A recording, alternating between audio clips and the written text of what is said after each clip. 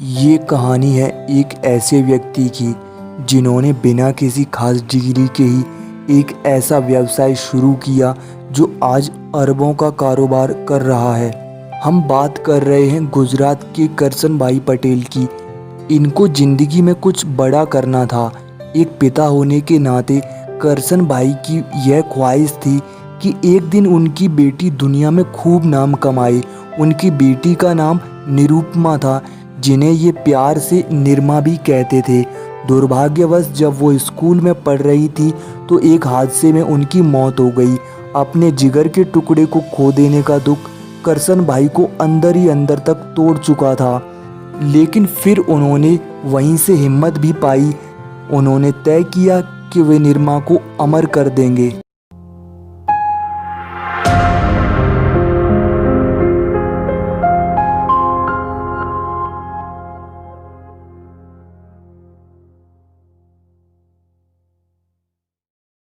साठ के दशक में गुजरात सरकार के भूविज्ञान विभाग की लैब में एक 24 साल का युवक काम करता था, लेकिन उसे सरकारी नौकरी कभी रास नहीं आई।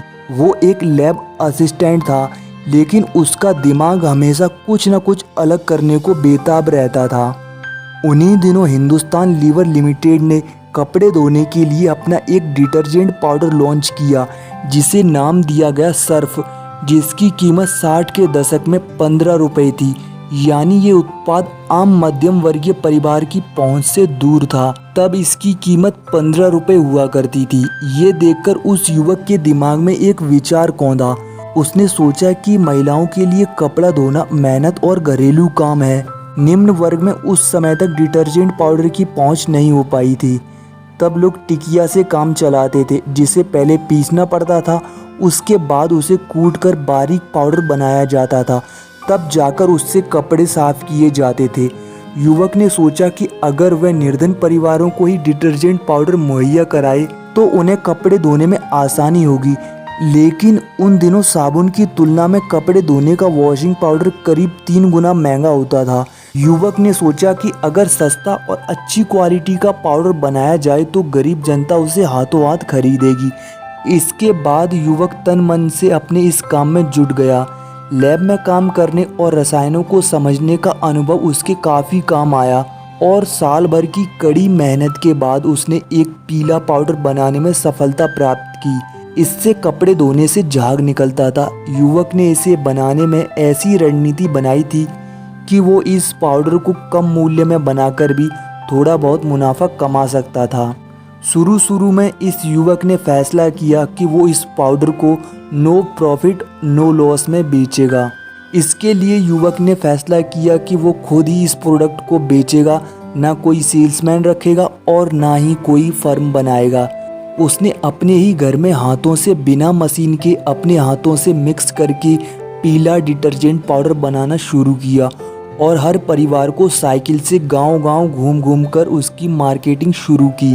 वो गांव के गरीब तबकों में जाता, लोगों को बताता कि उसका बनाया ये पाउडर किसी भी तरह से किसी भी अन्य महंगे डिटर्जेंट पाउडर से कम नहीं है। वो लोगों से विनती करता है कि एक बार इस पीले पाउडर को जरूर आजमाएं और यदि पसंद ना आए तो तुरंत रिजेक्ट कर दें। धीरे धीरे इस युवक ने फैब्रिक वॉश मार्केट में क्रांति ला दी। 60 के अंतिम दशक में यानी कि 1969 में उसने अपनी वॉशिंग पाउडर को ब्रांड नेम दिया। ये नाम उसने अपनी बेटी के नाम पर दिया था, जिसकी मृत्यु कुछ साल पहले ही हुई थी। ये नाम था निरमा। निरमा ने 70 के दशक में बाजार में सफलता के झंडे गाड़ दिए। सभी वर्ग में अपनी सरल और सुलभ पहुंच के लिए निरमा ने अपना स्लोगन रखा, सबकी पसंद निरमा। एक ऐसा भी समय आया जब अत्यधिक उधार के कारण घाटा का सामना करना पड़ा। लोग पैसे देने में आनाकानी करने लगे। फिर उन्होंने एक बिजनेस स्ट्रेटजी अपनाई। पहले तो सारा माल उठा लिया मार्केट से और प्रोडक्ट बेचना बंद कर दिया और टीवी पे ऐड दे दिया।